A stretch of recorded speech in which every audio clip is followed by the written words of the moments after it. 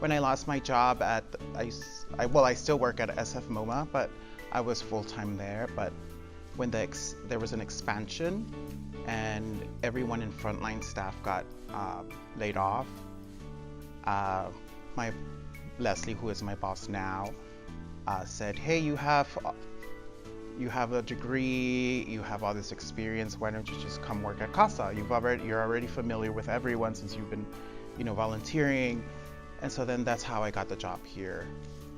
I was a teacher's assistant when they moved me to first grade, and so then the head teacher was like, you should just read to the kids. So then that's how I started, working on my courage to read to the children out loud, and I kind of like it. So it started from there, and then Drag Queen Story Hour started, and then I did that. I was the first drag queen from that program to do it here in San Francisco. Now it's a worldwide thing where they do it in New York, Mexico City, Australia, London, South Africa. It's pretty awesome. And to think that I was like one of the first queen from here to do it it's pretty awesome.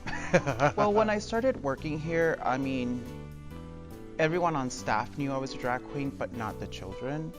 And I was sort of pressured by my boss, Leslie. She was always like, "Just tell the children you're a drag queen." And I was like, "Well, have you told the children you used to be a drag king?"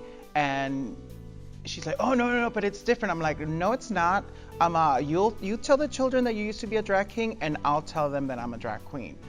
And so we would always mess around with that. And then it wasn't until I was asked to write an article that when it went live, they asked me to share it with the Casa community. And then because we have a page where all the parents can interact and everything, and so then they posted that, and I was just so scared because in my previous experiences back in LA, I wasn't told directly to tone down my queerness, but it was very suggested. And so I came from that mentality here, and I knew that everyone's open, loving, and caring. It's about what's inside that matters. But all those years of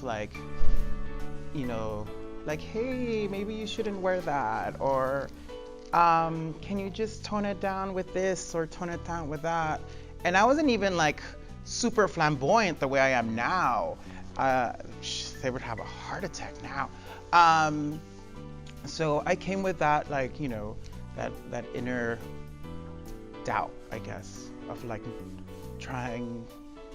was trying not to look too queer, for the children. But no, it's just it's so funny because sometimes it's easier to talk to children than it is to talk to adults, because a child can come up to you and say, "Why are you wearing that?" And then you just say, "Because I like it, it makes me comfortable." And they're like, "But that's a girl thing, or that's a boy thing." And then you just explain, say, "No, it's just something that makes me comfortable and I like it." And they're like, "Okay." And then that's it. So it's not a big deal to children, which is great. You explain and you just say, "Hey, this is the way it is," and they get it and they just move on. So for the most part, it's been great. They just think, I wear fancy clothes all the time, which is so not true, I wish. So Rooftop is a school that gets out, or is an early dismissal school. So it's very hard for parents to get here before their workday ends.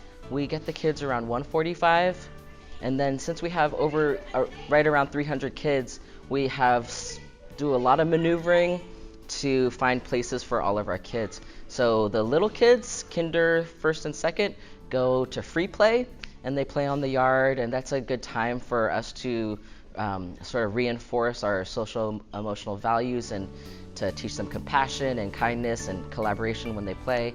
And then they go into arts classes, and those range from cooking, mindful magic, various arts, filmmaking, learning ASL, dance, So they do a bunch of arts projects that have a social justice bent. And then we have homework time. The kinders don't have homework, but they do reading and story time. Sometimes they fall asleep. And after that, we kind of just, a lot of kids get picked up around that time, around 5. And the last hour, we just kind of hang out. I have been working with Persia for about 2 years now, but I've known Persia since I was in 3rd grade. Yeah, so when I used to go to this program as a kid, I went from kindergarten through 6th grade, and then the program ends in 6th grade. Persia, I would say the kids really have an attaching bond to Persia. Persia really makes all the kids feel welcome and feel like they're at home and feel like they can tell them anything. I see very positive and strong bonds with Persia that the kids have. All the kids really enjoy being with Persia. Sometimes in his class we would do art. We did a funny thing where we would design clothes, and then we did a mini fashion show, and it was really fun. And this program is really great because my parents have to work until really late, so it's good.